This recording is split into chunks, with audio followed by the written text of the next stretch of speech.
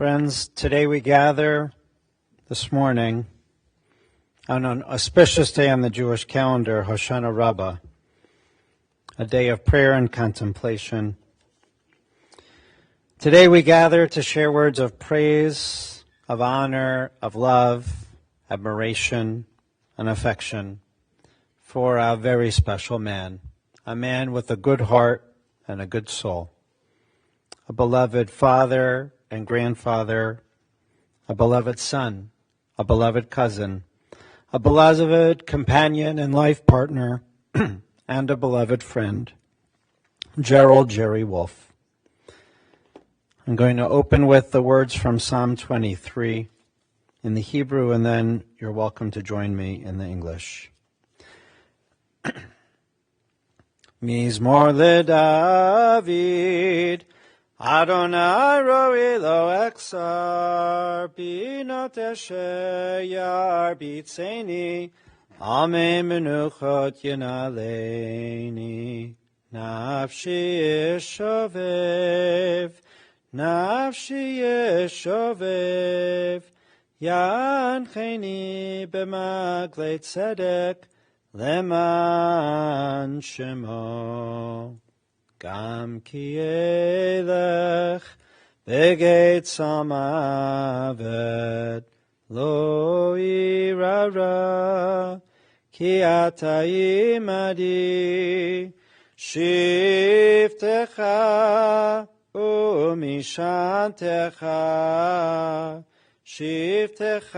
mishantecha Hema yenachamuni, tarok lefanai shulchan, tarok lefanai shulchan, tarok lefanai shulchan, neged sorerai, tishanta vashemen roshi, kosir vayak tova chetzer yudefuni, koyemei chayai, V'shabti v'veit Adonai li'orech yamim. Please join me in Psalm 23.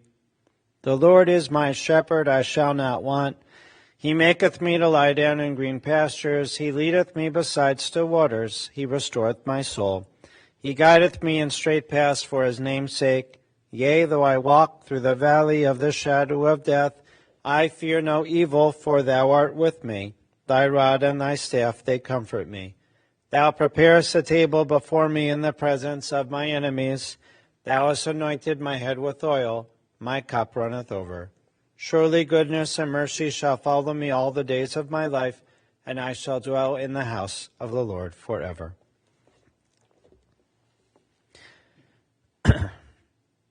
Jerry has departed this world almost at the age of 80.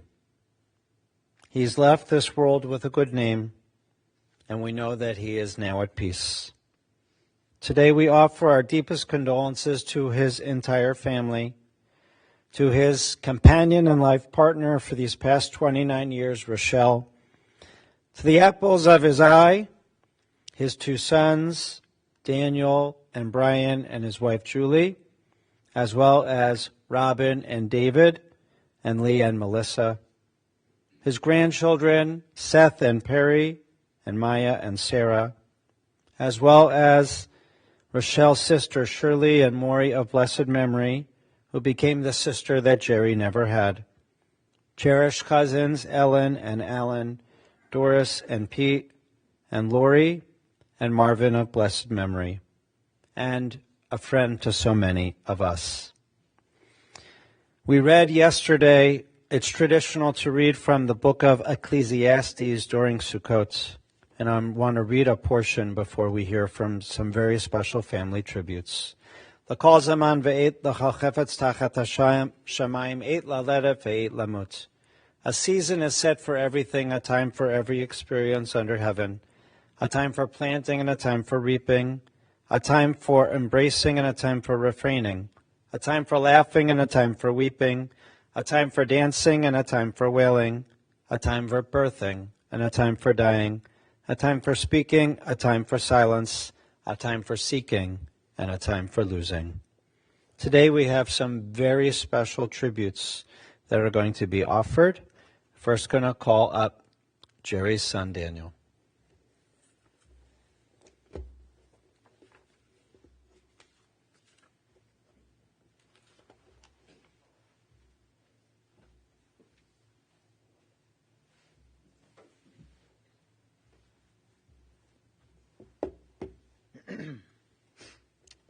So, a lot of you know that my father loved Cleveland.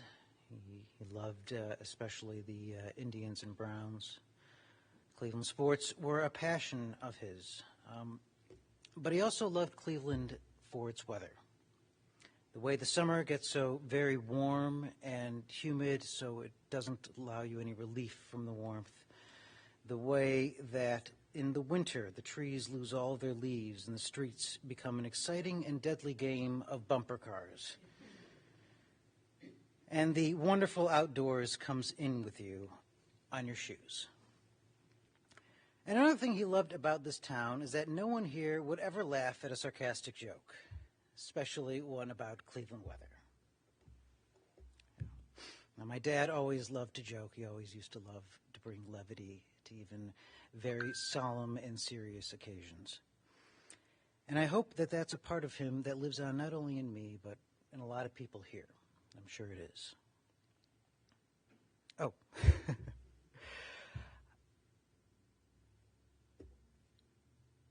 Pardon me, I lost my place. But so brought levity, lives on in me. A lot of us gathered here. But he had very few things that he really took to heart. And I'm glad that I was one of those things, me and my brother. Dad always, I know I don't share his passion for Cleveland baseball, and I may not be as much of a people person. But my father kindled a passion in me for understanding the world. Almost no one my age would recognize the letters FNN. But there might be a few people in this crowd who do. We're Cleveland Jews here. FNN was the financial news network, and that was wallpaper for me for a very long time growing up as a very young kid. And if you know about FNN and how short it was around, you know I was very young. And that ignited a passion in me. I would ask questions about what was going on. What were those numbers on the screen? What is a corporation? I don't know how old I was when he first tried to explain to me what a corporation was, but we definitely had not yet had the talk at that point. So corporation came first. And I remember driving down to Ohio University with him in that big maroon van that maybe some of you remember from the Schmata business. But that time we were carrying my dorm room in it. And we talked the entire way about libertarian politics and why freedom is so important for our society. Now, I didn't come out quite as conservative as he was, but that's how we would relate. We would always talk about politics, about the way that world events would impact financial markets. And I eventually went on and got a PhD in political economy, of all things. And I would love to talk to him about all of that stuff, all of those ideas. And so it was so tragic for me when early in 2020, I realized that we couldn't talk anymore. He couldn't follow a conversation. And on that day, I remember crying. I remember crying so hard when I realized that I'd never have another meaningful, deep conversation about the world with him. And until today, I didn't really get a chance to mourn that loss. Because I am mourning. And it's because of the fact that so much of what I am has come from him. And for that, I will miss him so much. Thank you for coming.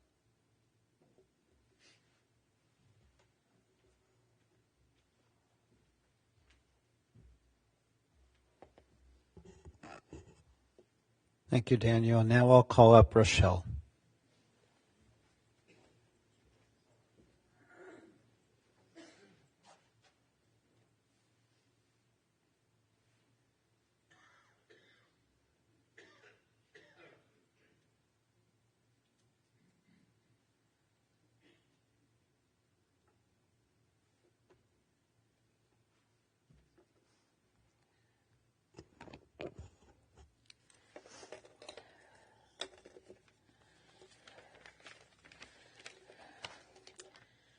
I look out and I see so many people that we love, so many people who I've grown up with or have gotten to know in the last few years.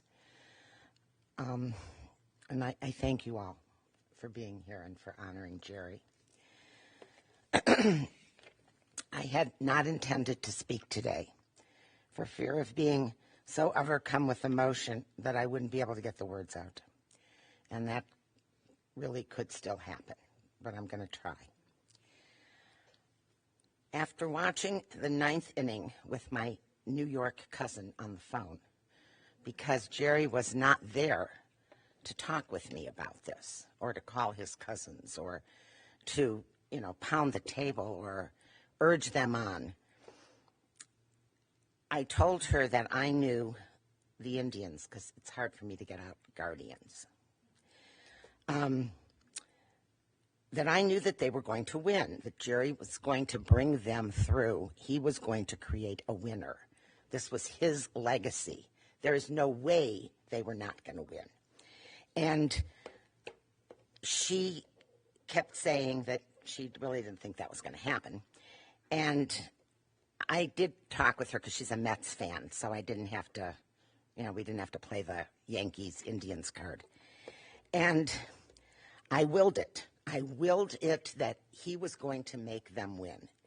And she said, well, we need to bet on that. And I said, well, what do you want to bet? And she said, well, if they win, you're going to have to talk. And I said, okay, if they win, because Jerry makes them win, it's worth my talking.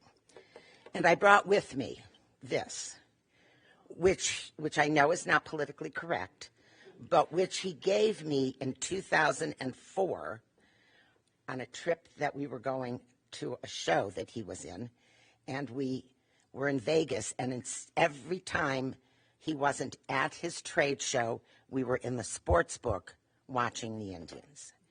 And so I've had this, and I've treasured it, and I had to bring it with me. There were many things about Jerry that I loved, and topping my list were 4 things that were most important to me. Number 1 was his unfailing honesty and kindness.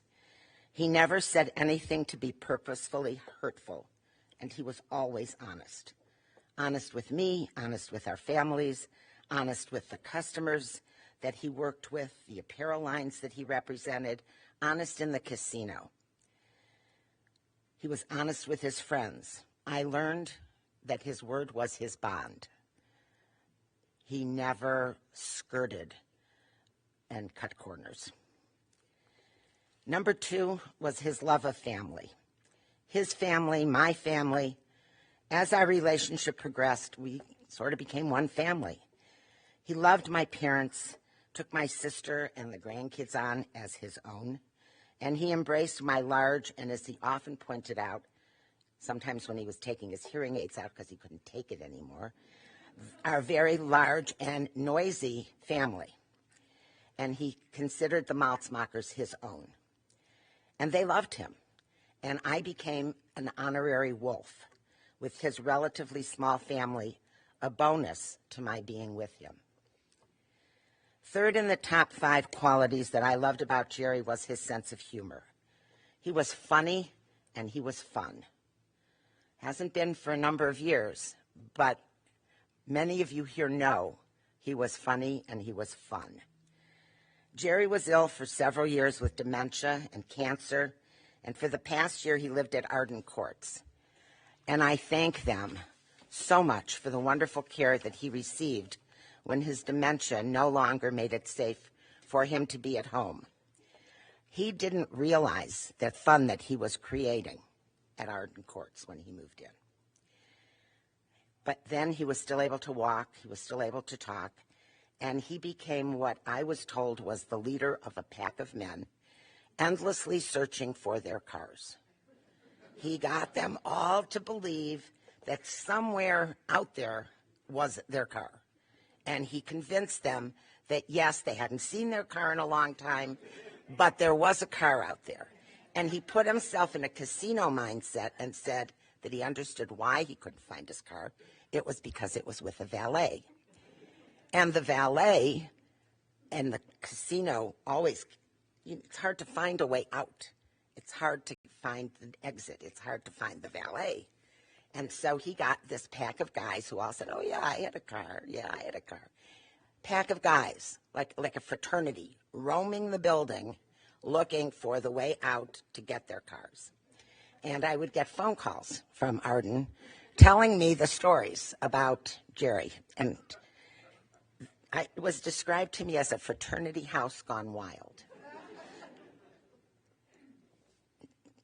Number 4 was how he loved and accepted who I am, the good and the bad.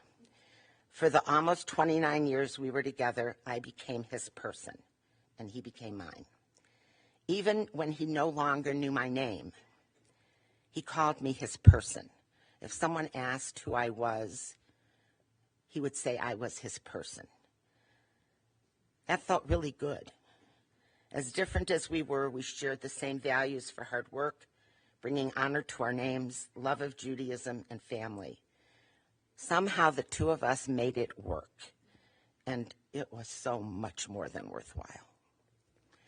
And I really miss him. Thank you.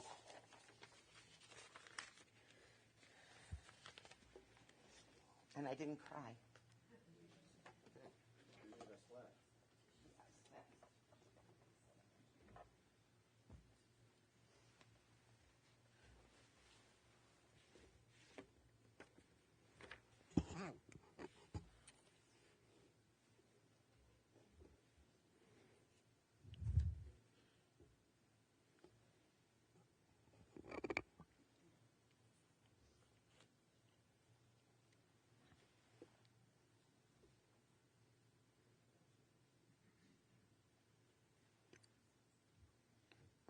Thank you, Daniel and Rochelle. I also have some special tributes that were passed on to me from the grandchildren. As you heard, Jerry took on Rochelle's family as his own and loved each and every one of you. And the first tribute is from Seth. Since the time I was born, Jerry has always treated my brother Perry and I as if we were his biological grandchildren. He was always there for us, teaching us how to be productive members of society. My favorite memories of Jerry are going to temple with him on the high holidays and our family vacation in Niagara Falls. Jerry, we will always miss you and love you. And this is from Sarah.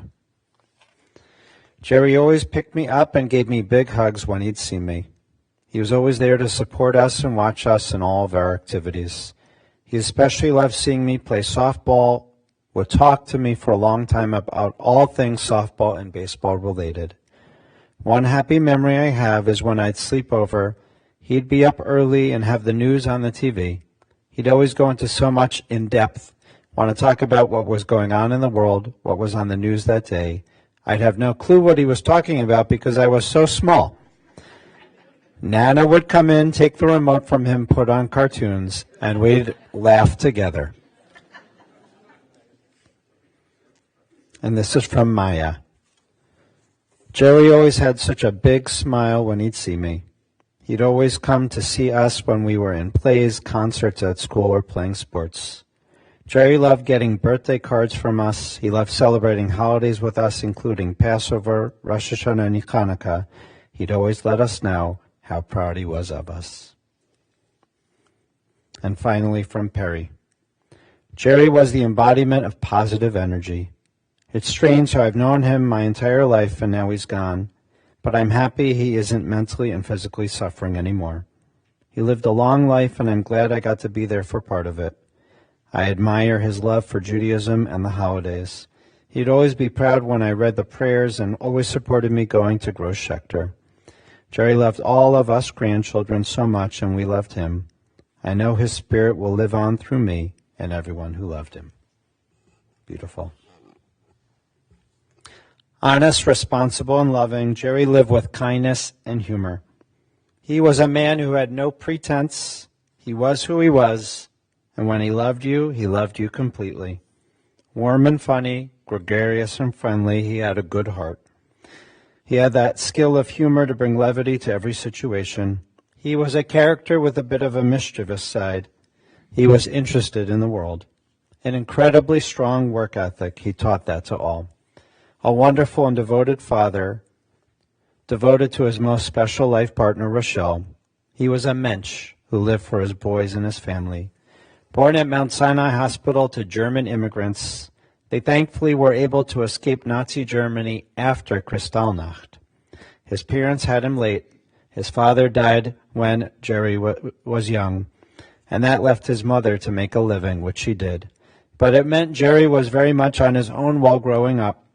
He may have taken Mom's car at times when he was young, below the driving age, and when she'd go away and travel for work, he might leave the house a mess and clean it up just a split second before she got home. Jerry graduated from Heights High.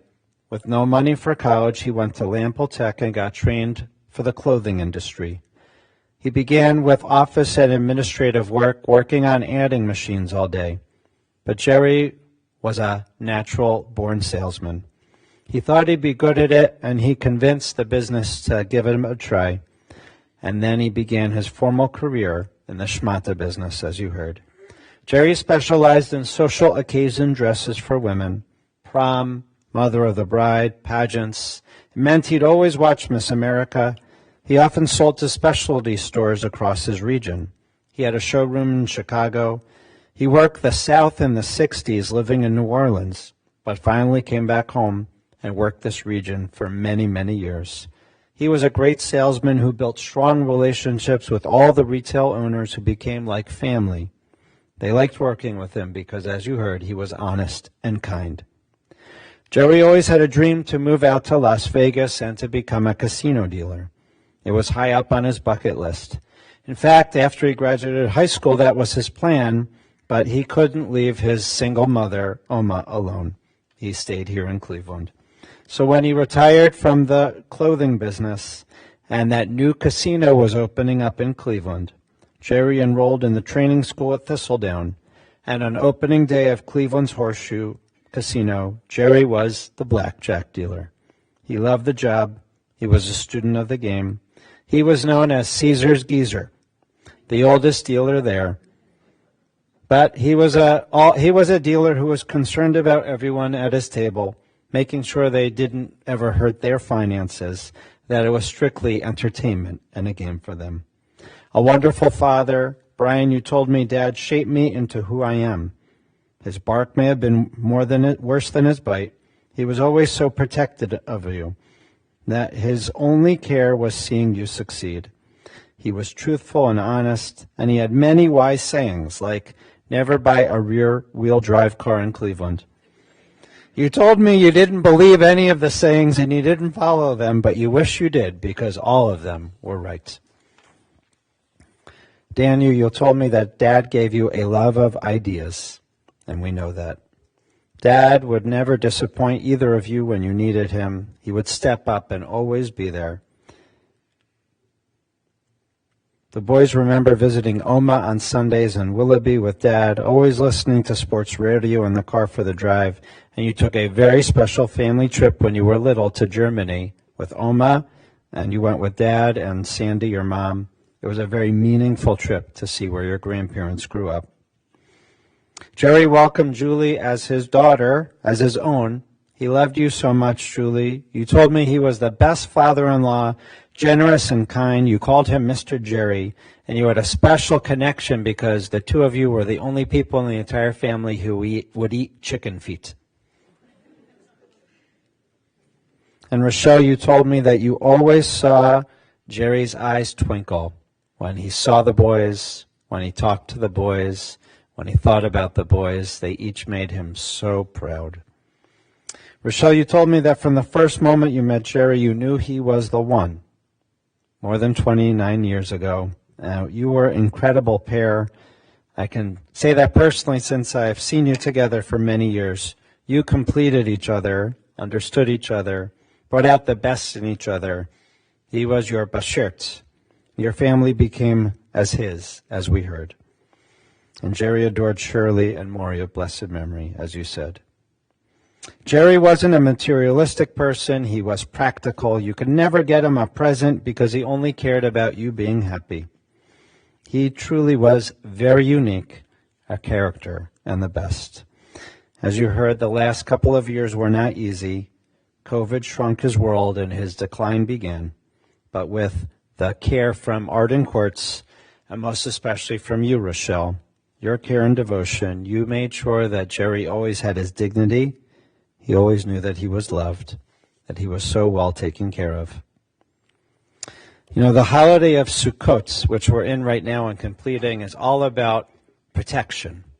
We build a sukkah, we build this temporary hut that we live in with a reminder that nothing is permanent in life, but we try to provide as much protection as we can. I think that's how Jerry lived. He knew that life was as permanent as it could be, but it wasn't always permanent. But he wanted to protect all of you. He sought out all the ways that he could to protect you. Whether it was his clothing business and dressing you, but really about watching over each and every one of you. The Sukkot is about the roof that we build above our heads, the protection that we provide, but we also need to see the stars and aim high. And that's how Jerry lived his life also. You know, he died on the holiday itself, on Yom Tov, on Tuesday, the second day of Sukkot.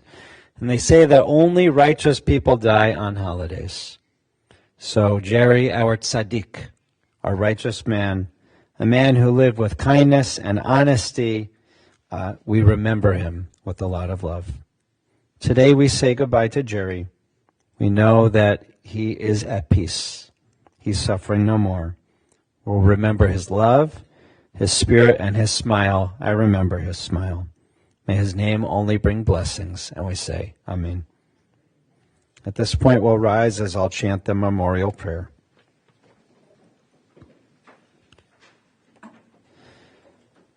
Eloha slichot, chanun v'rachum, merach apayim, v'rav chesed hamatzei, kapar pesha v'akrav, yeshe menucha nechona, tacha kanvei hashechina, b'malot kiroshim utorim, kizora kiyamazidim en nishmat, Shlomo ben Lazer, shalach lolamo, Ana barachamim zakra lo letov v'chol ziotav v'tzikotav v'yortzot ha'chayim huvtak lo sharei tzedek v'yora sharei chemla v'chanina Peseter kenafecha hastidehu liolamim u'tzor b'tzor chaimet nishmato Adonai hu nachalato V'yanuach b'shalom al mishkavo, v'namar, Amen. Exalted, compassionate God, grant infinite rest in your sheltering presence among the holy and pure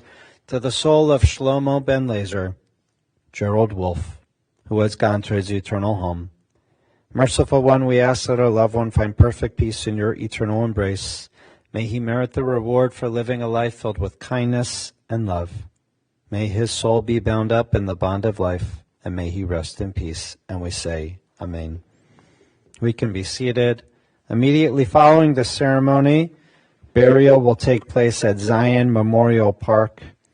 And after the burial, the family will be receiving friends at Point East, 27500 Cedar Road in Beechwood, Ohio, today only, Sunday, until 7 p.m. Those who would like to contribute in Jerry's memory, you can do so to the Alzheimer's Association or NF2 Biosolutions.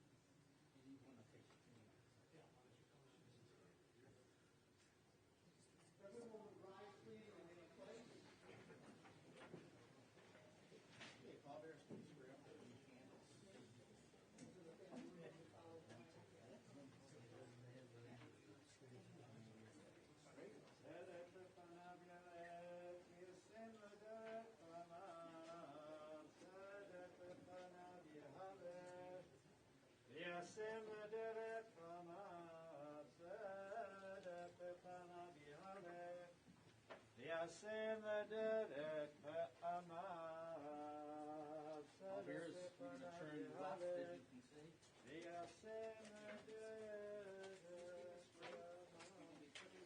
Right on the road.